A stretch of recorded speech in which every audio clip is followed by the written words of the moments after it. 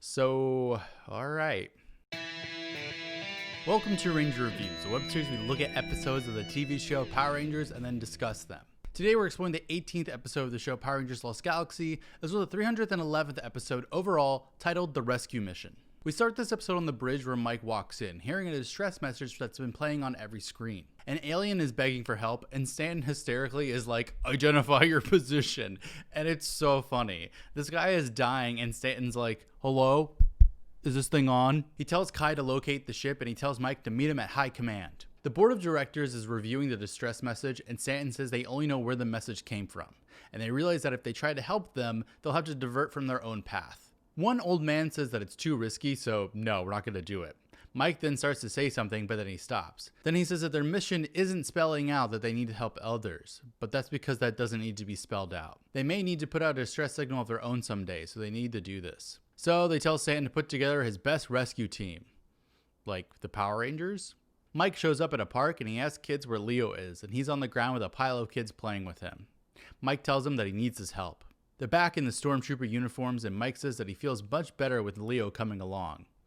Again, like Power Rangers, ask the Rangers. But nope, there's a lot of other people I've never seen before. Terra Adventure is at the ship that sent the signal, and they send a message out to go there, with Mike, Leo, and others that we haven't met yet. Mike goes into the cockpit, and he watches the approaching ship. He says there's no ongoing attack, so they're going to find a place to dock and climb aboard.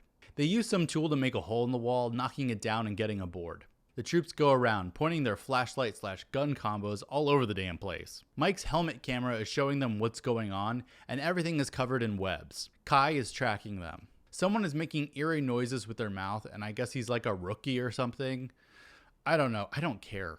Mike then steps in slime, and he's like, what's this? Realizing that there's a trail to a door. He pops it open, and there's a lot more web. Everyone says that it looks like something was trying to get out.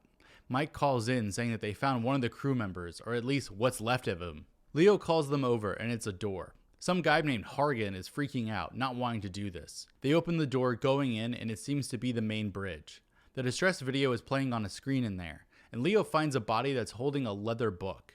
He takes it out and he tells Mike about it. I feel like this is some form of grave robbing, or like colonization. Mike says that whatever it was long gone before they got there, telling Stanton. Kai then finds something on the tracker, and he says there's another life form coming toward them fast.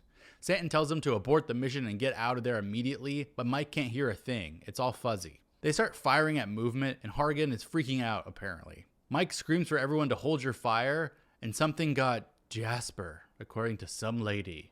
What? Hargan's freaking out now, and Mike takes him aside, trying to calm him down, screaming at him to pull it together. Mike tells him to go back to the heliship and wait for them there. He starts to walk away and Mike nods at him. This episode's really fucking weird. Mike tries to tell Stan that Jasper's probably dead, but they can't get to him. Kai says it's the hull of the ship. They can't get a good signal. The troops are confused on what to do, and Mike says, we're a rescue team, right? Let's get to work. I guess rescue Jasper? On the bridge, Kai says they're too deep into the ship. They lost them. Somebody else says they don't even have them. Kendricks then comes in, signaling for Kai to come away, so Kai asks for someone to cover his post. He runs out with Kendricks. Back on the ship, they're hearing noises all around them, and then suddenly something drips onto Leo's gun. He slowly looks up, giving a look to Mike, who understands. They realize it's above them, and suddenly a big alien comes down, tossing people around and slashing them while people try to fire at it, but it's not going too well. Leo gets kicked back, and Hargan is freaking out again, confused as to where people went. Bitch, go back to the heliship. Anyways, everyone's still firing at the alien, who makes Leo drop the book over a railing. Mike shoots it in the back, saving Leo, and it jumps away, crawling out of sight. Leo says he's fine, but he and Mike are the only ones left. Mike says they have to get the others back. Leo realizes that he dropped that book too, which we see the alien grab. Leo and Mike are walking around and they see a glowing red light with webs below them, so they go down a stairway to find all of their team members wrapped in webs and breathing slowly. Mike gets Jasper, and Leo gets whoever the hell Collins is, helping them up. Also, Hargan is still alone on the bridge, freaking out to himself. Just kill him already, please. There's a booming sound and it's freaking him out, but then a hand lands on his shoulder.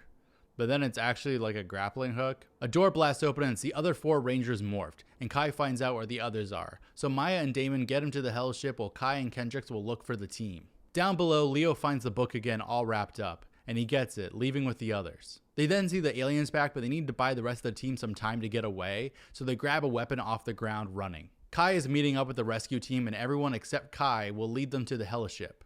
Kai is going down to find Leo and Mike. Meanwhile, Leo and Mike are being chased by the alien, which is getting kind of freaky, climbing on the ceiling above them. They come to a dead end, turning around and firing on the alien, causing a lot of explosions.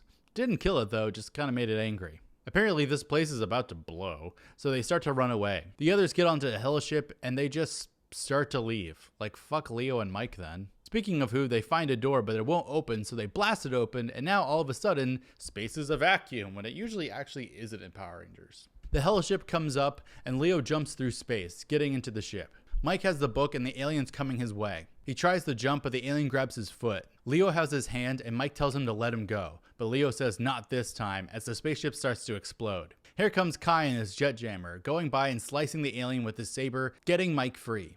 They're in the ship, booking it away from the whole thing as it blows up behind them, engulfing them in flames. People are on the bridge watching, relieved to hear Mike tell them that they're on their way back.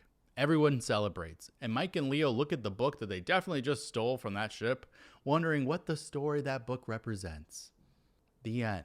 This episode is weird because it's not an episode of Power Rangers, really. I mean, it's like an homage to Alien done in 20 minutes on a TV budget, and it kind of fails. I mean, Leo and Mike just got a book from an alien who, probably from its perspective, was just robbed. So that's not great. Overall, yeah, the moral of the story of this episode is that they got a book, and also everyone on that ship apparently died before they even got there. So that's grim. Also, we don't see Maya or Damon out of suit at all in this episode. And we maybe see Kai and Kendricks for like a solid 20 seconds total. It's just really strange overall. Next time we start a two-parter, but until then, may the power protect you.